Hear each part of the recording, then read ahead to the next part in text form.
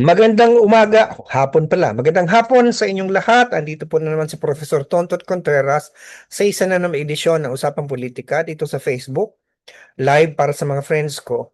At doon sa mga followers ko dito sa Facebook at mga subscriber ko sa YouTube, syempre, Team Replay. Pero kayo po ang talagang naasahan kong laging nag-aabang sa akin. Nagkamali po tayo, hindi po umaga, hapon na. Kasi kanina umaga tayo po umattend ng University Council meeting ng UPLB. So ngayong hapon, tayo nagkaroon ng usapang politika na late pero kailangan talagang pag-usapan natin itong bagay na ito na nangyari recently sa Tacloban, sa isang high school doon na kung saan merong dalawang estudyante ang namaril. May tatlong estudyante, kapwa estudyante ang namatay at ang dami, lagpas ng 10 ang nasugatan. At ito ay isang nakalulungkot na pangyayari, lalong-lalo na halos magkakasunod. Kasi alam natin isang araw meron mang nanaksak na estudyante sa Cavite at meron ding mga insidente ng ng karahasan na talagang nakakaalarma. Nakakaalarma talaga ito sapagkat ito ay isang patunay na sa ating mga eskwelahan sa ngayon parang hindi naligtas yung parang parang anong nangyayari sa ating lipunan, 'di ba? Ah, yung nangyari sa Tacloban, ah, tatlo ang patay, ang daming nasugatan. At hindi lang yun, yung trauma. Yung trauma ng entire school population, hindi lamang mga estudyante, pati mga nagtatrabaho, pati guro. At yung sa Cavite naman, isang grade 11 student ang nanaksak. At sa General Trias, meron ding estudyanteng nanaksak at 7 kapwa estudyanteng nanaksak ang nasaksak niya. So, ito ay nagpapatunay na parang kailangan na nating pag-usapan 'to. Ang malimit sisihin sa ngayon ng mga tao ay yung pagbaba ng age of criminal liability.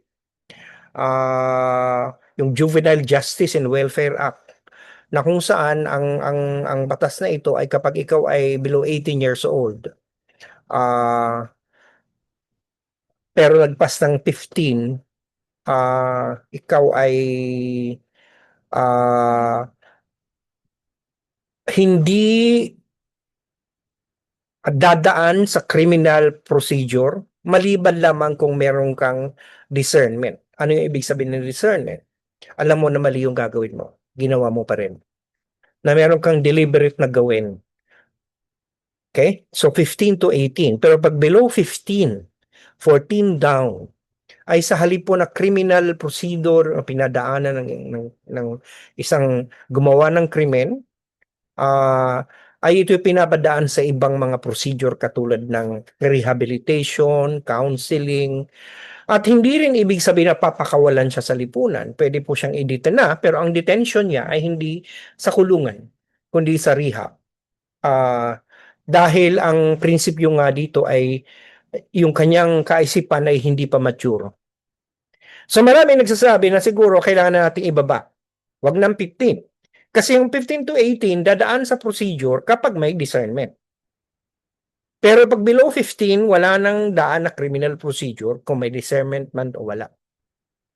So katulad itong nangyari sa Tacloban, yung isa na estudyanteng namaril ay above 15 na siya. So siya ngayon ay malinaw na kailangan lang patunayan na siya ay may discernment at siya po ay dadaan sa criminal proceedings. Yung pong isa ay 14 years old. Siya po ay hindi dadaan sa criminal proceeding. Siya po ay mag-undergo ng alternative remedies. Pero hindi ibig sabihin na papakawalan siya. Meron din pong parehong civil liability ang dalawa. Hindi naman po sila pa makakawala sa danyos perjuicios, lalo na doon sa mga namatay at doon sa mga nasugatan. So sila po ay papatawan pa rin ng mga civil penalties. Ang medyo ironic nito kasi based sa initial investigation, yung namaril na above 15 years old, mukhang isa lang ang kanyang balang na iputok. So mukhang bayon sa investigasyon parang wala nga yatang natamaan o whatever, ewan natin, hindi ko pa sure. Pero yung 14 years old na siya ay hindi mag-undergo ng criminal proceeding dahil nga below 15, ay siya naman yung ang daming mga naipaputok, lagpas yata ng 30. At nagkaroon pa siya ng opportunity na palitan yung magazine ng baril niya. So ang tanong dito, makatwiran ba tong batas? Ah, debate talaga kasi yan. Kailan ang isang bata ay pwede nang patawan ng parusa alinsunod sa criminal law? Sa Pilipinas, tayo ay naniniwala na with discernment, the minimum is 15. Below that, with or without discernment, walang ang ano ay maximum ng pag hindi ka pa 15, even if it is with discernment, you do not undergo criminal procedures. Ano ba ang pananaw ko dito? Ako, ganito lang simple ang pananaw ko dito. Ang krimen, hindi dapat natin tinitingnan kung ano yung parusa. Ang tanong, bakit ba nagiging kriminal ang kabataan? At ang pagbaba ba ng parusa sa kanila ng edad na kung saan sila pwedeng parusahan sa kriminal na paraan ay makakaapekto ba sa pag-commit nila ng crime? Para sa akin, masilimuot kasing usapin yan eh. Ayon sa mga pag-aaral, ang pinaka-scientific na pag-aaral nagsasabi na ang isang bata nagkakaporma na siya ng sarili niyang judgment of what is right and wrong at the age of 14. Absolutely. Sa atin, 15 ang ginamit natin. So, ang scientific standard ay 14. Pero, pwede rin pa rin pababain sa 12. Pero, kailangan na ng masusing justification. So, it's a compromise. So, ako naniniwala na kung bababaan man siya, doon tayo sa scientific. 14 or 12. Pero huwag tayo doon sa 10. Kasi walang scientific study nagpasabi na ang 10 pwede na magkaroon ng wisyo. So, yung pinopropose ni Senator Robin Padilla na 10, mukhang sobra yon, excessive yon. Hanggang 12 lang. At ang 12, kailangan pa ng katakot-takot na justification. Ang fair ay 14. With or without discernment yan. Mas naniniwala kasi ako na ang dapat natin pinagtutuunan ng pansin. Ano bang nangyayari sa lipunan natin sa ngayon? Bakit may mga kabataan na ganyan? At ang isa sa mga pinapakitang paliwanag, marami kasi ang nanggagaling na sa dysfunctional families. Siguro, ayokong sisihin yung mga OFWs natin, iniiwanan ng kanilang mga anak. Minsan pareho pa yung nanay at tatay, pero yung OFW. Or kaya, maraming mga pamilya ang hindi buo sapagkat yung iba ay pumupunta sa ibang lugar, di ba? Nagtatrabaho, naiiwanan ang mga anak na hindi naalaga ng mabuti. Hindi nabibigyan ng karampatan na kalinga at guidance. At tuloy, ang nagkakaroon ng maraming panahon sa gadget, sa internet, sa social media. Ako naniniwala din ako, bagamat ako ay ayoko na ang social media lang ang ating sisisihin. Pero malinaw kasi na kapag hindi controlled, ang pag hindi supervised, ang paggamit ng kabataan sa social media, madali silang ma-expose sa mga websites at materials na hindi ka nais-nais, katulad ng mga nagpo-propagate ng violence at karahasan. Ang mga video games na maaari nilang laruin, katulad ngayon, lumalabas na yung isang bata na namaril ay talagang humaling sa isang video game na napaka-violente. So nakaka-apekto din yan. Merong anggulo na itong mga to nakakuha ng inspiration doon sa mass shooting sa Columbine College, sa Columbine High School sa Amerika. Hindi natin inaalis na maaaring maging factor din yon. Napanood nila yon sa online, sa internet. Kaya ako supported ko na i-regulate ang paggamit ng internet sa kabataan. Yung access nila sa internet, access nila sa video games, kailangan ma-supervise.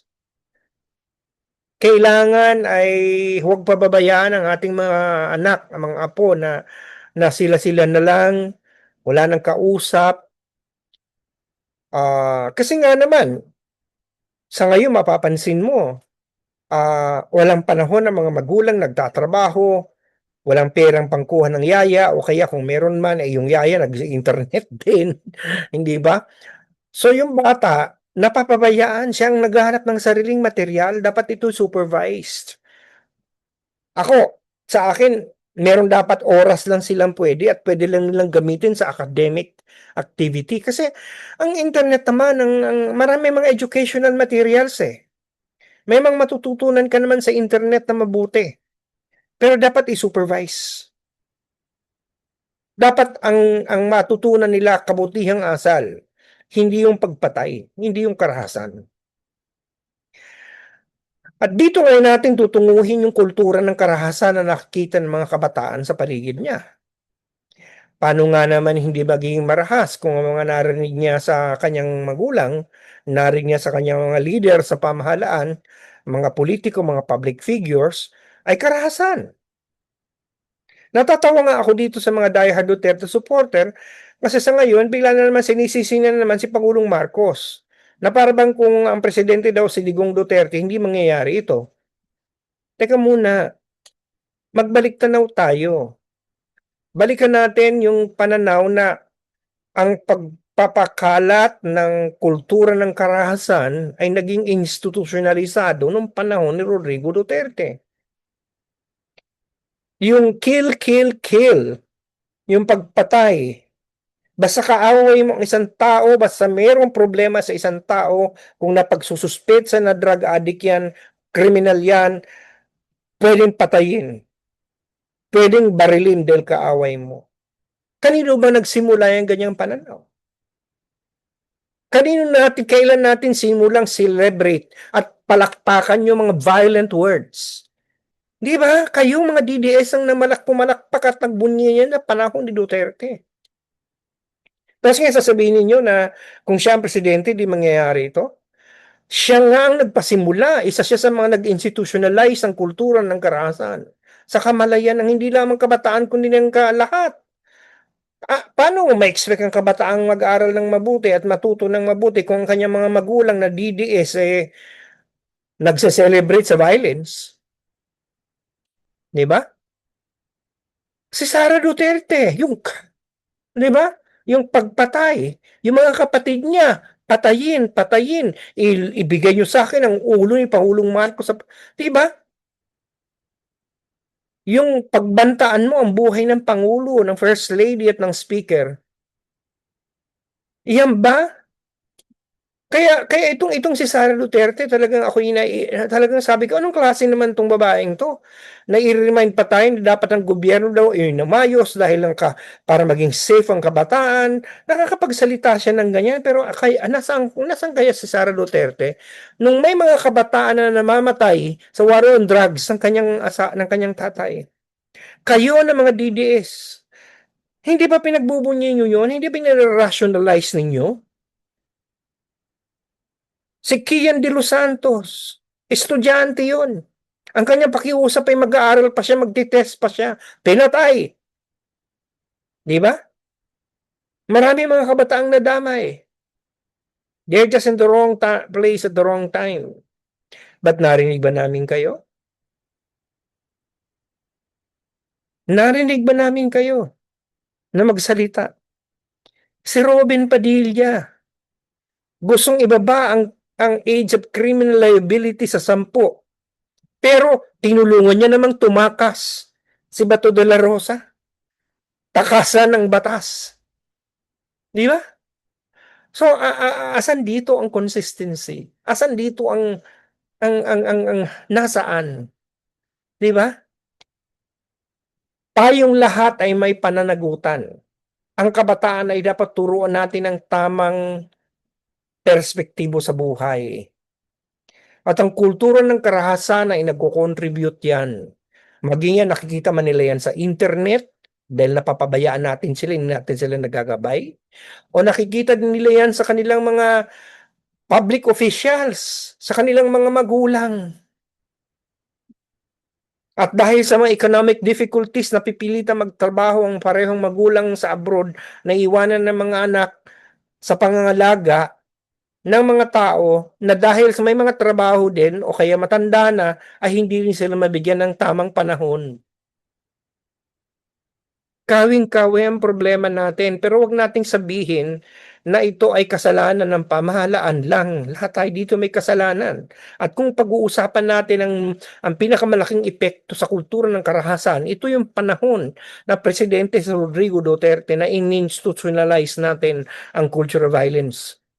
Na kapag meron kang hindi gusto, meron kang sinususpecha, ang ganti mo dapat ay dahas. Suntukin mo ang sheriff na hindi sa'yo sumusunod. Diba? Ipapatay mo ang isang tao na sinususpecha mo na kaaway mo. Dahil rebelde yan, barilin mo yan. Diba? Kaya kung meron nang bubuli sa'yo, kaaway mo yan, patayin mo. Ganun. Saan ba nanggagaling na mentalidad yan? Hindi naman yan basta-basta na lang nag-appear. Dapat nating tugunan tong problema na to. At dito kailangan lahat tumutulong. At sisimulan natin yan sa pagpapalaganap ng isang kultura na nagsasabi ng karahasan ay mali. Kahit pa natin pababain pa ang age of criminal liability, hindi yan solusyon. Ang mas tutugon lang yan, mas marami ang dadaan. Tama nga naman kasi ayon sa mga nababalitaan natin, ito daw dalawang kabataan na to na namaril, merong group chat na parang alam nila na hindi sila mapaparusahan dahil kabataan sila magkamali lang yung age 15 kasi hindi niya yata alam na pag 15 ka na yun above, pag may discernment ka at malinaw itong kung totoo tong chat nila, may discernment siya. Alam niya na mali yung gagawin niya, kaya lang ginawa niya dahil akala niya hindi siya mapaparusahan. So that is an open shot case of discernment.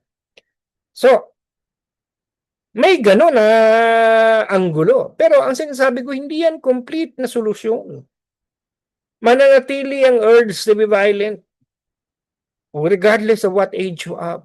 If they are given the proper, if they are in the context that made that violence possible, maging maingat tayo sa pakikitungo sa ating mga kabataan. Kailangan nila ng ating gabay. At hindi dapat tayo nagpapakita na normal ang karahasan sa kanila. Ito man ay maging sa salita o sa gawa. O siya, sana nakapagturo ko yung kaisipan na plus ko yung mga puso at napabagong panahon sa buhay, lalo sa usapang politikal. Dahil sabi sa kanang Lasal, teach mind, touch heart, and transform lives. At sana nakapagsilbi ako sa bayan dahil sabi sa kanang UP, serve the people. So Friday, magkita ka na lang ulit tayo sa isa na edisyon ng Usapang Politika. Baka ito na naman ay late na naman kasi may mga gagawin na naman po tayo sa umaga. So baka sa hapon na rin ulit ako makapag-live sa Usapang Politika sa Friday. Di po? Lagi ko sinasabi, UP naming mahal, Ani mula sa see you Friday. Be safe, stay healthy. Bye for now.